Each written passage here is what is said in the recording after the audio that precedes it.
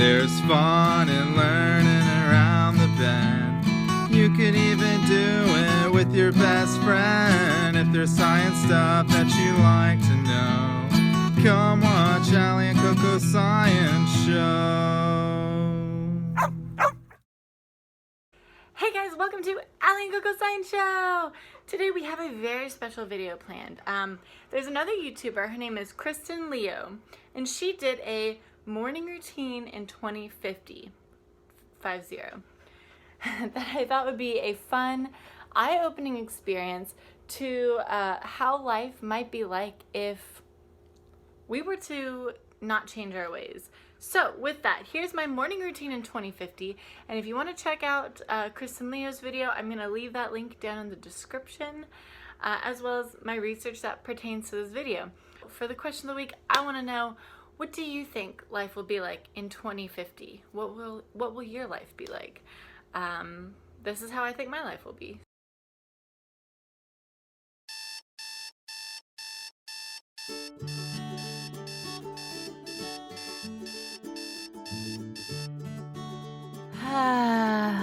Good morning, friends. It is July 1st, 2050, and I need to wake up bright and early to get my water for the day. Luckily, I stayed up all night coughing because of our poor air quality. I clean my air filter every other day, but I guess that isn't going to do it for me, so I'll have to clean them more frequently, which isn't good because water is super scarce. See, over the years of manufacturing, pollution, and runoff, there isn't enough water for the almost 10 billion people on this planet. That's right, 10 billion people. We never learn, never slow down, so, we really have to struggle trying to divide the last of our resources for everyone. Every day we receive a gallon of water per adult, which is a little less than 4 liters. So I collect my water for the day, and I need to be super careful with how much I use for hygiene and drinking. I'm someone who needs to drink a lot of water, so I just let my hygiene go a bit, which actually can be pretty bad because increased temperatures mean it's much easier to contract diseases.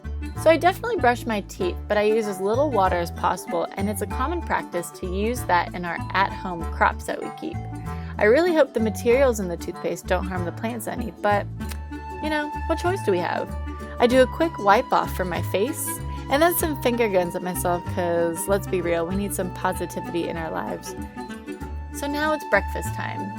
Unfortunately, with the lack of water resources, the extinction of pollinator species, and the complete destruction of our soil ecosystems around the world, we don't have much for food.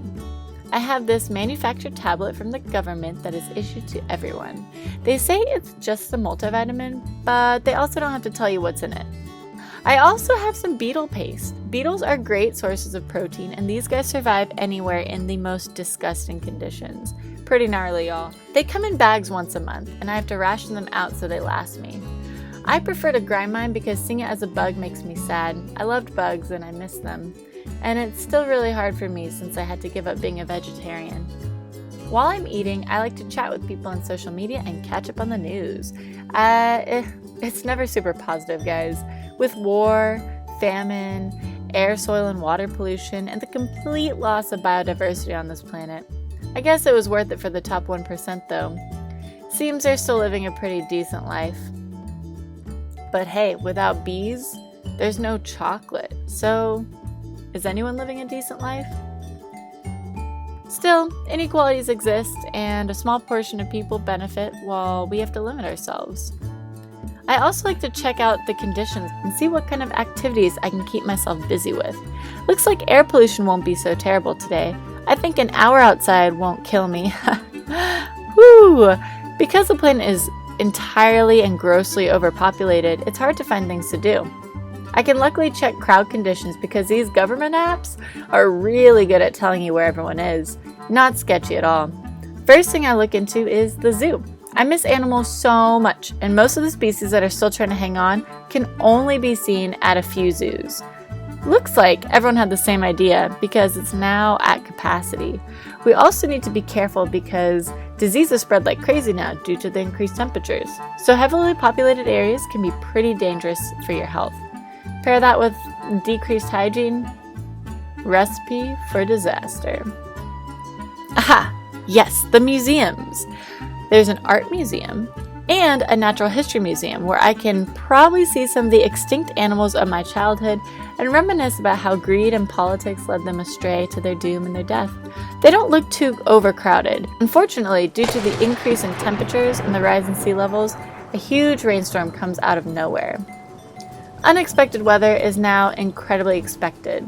And unlike what baby boomers wanted us to believe, there are no flying cars like the Jetsons or teleportation like in Star Trek.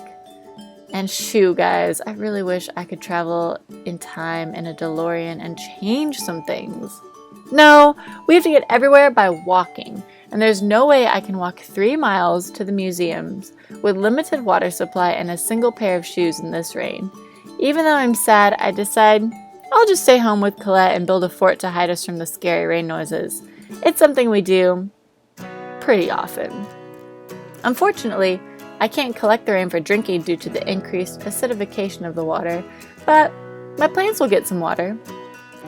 Last time it rained this much, we had flooding like crazy and some of the plastic from the coastline made its way here. Again, this is a common occurrence living so close to the coast and with so much plastic trash in our oceans. Next step in my morning routine is to turn on my air conditioning unit. We get 30 minutes of energy use a day, and even though my house is super dark, I usually keep the lights off the entire day because while I can take the heat, some of our furry friends like Colette can't.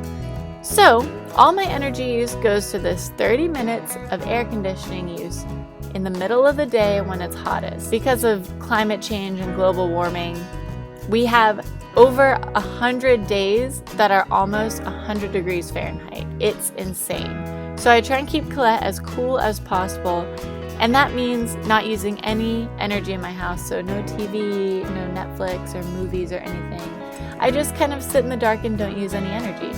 So like I said, I need a lot of water to survive. I rarely bathe so that I can drink plenty of water.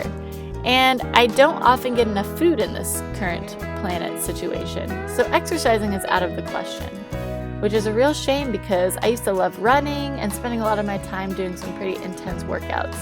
Instead, I've turned to a brief yoga stretch to unwind and to keep my joints somewhat healthy. I'm not sure how my body will react to this more sedentary life and diet change. So I do just enough to stay active, but not enough to get my heart rate really pumping. It's also a good opportunity to reflect on how our planet has gotten here and just, wish we could have done something a long time ago. So that's kind of my morning routine, and I spend a lot of my day just hanging out in the dark with my dog. Wow. So guys, don't forget to comment down below. How do you see your life in 2050? So in about 30 years, what do you guys think life will be like? Comment down below and go ahead and follow our social media and find us so we can continue this conversation over there. Love you guys. Bye. Wow.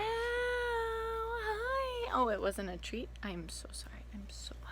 Hey guys, thank you so much for watching. Give this video a big ol' thumbs up if you enjoyed it or found it very thought-provoking. Thank you. Give this video a thumbs up, and if you're curious about any of my information or statistics, I left all of my resources down in the description, so if you guys are curious or want to learn more, go ahead and check out those links down in the description. I tried to base everything off of scientific research and predictions of what life might be like in 2050, so I tried to be very scientific about it. And make sure you guys are taking daily actions to a better planet, but also make sure you guys are donating or volunteering to great funds. My favorite are the Nature Conservancy and For Ocean, but also make sure you guys are voting. It is so important. If you guys can vote, make sure you're voting for candidates that put the planet first, because we only get one Earth, so Mars doesn't count, Colette. So if you guys enjoyed that and you want more videos from me, hit that subscribe button and make sure you guys check out our social media. We have a Twitter, Instagram, and Facebook, and we have a Patreon. If you guys want to learn more going green facts or just a little bit about bugs and plants and things, check out our social media. We are very active on there as well. Anyway, thanks guys. See you next time.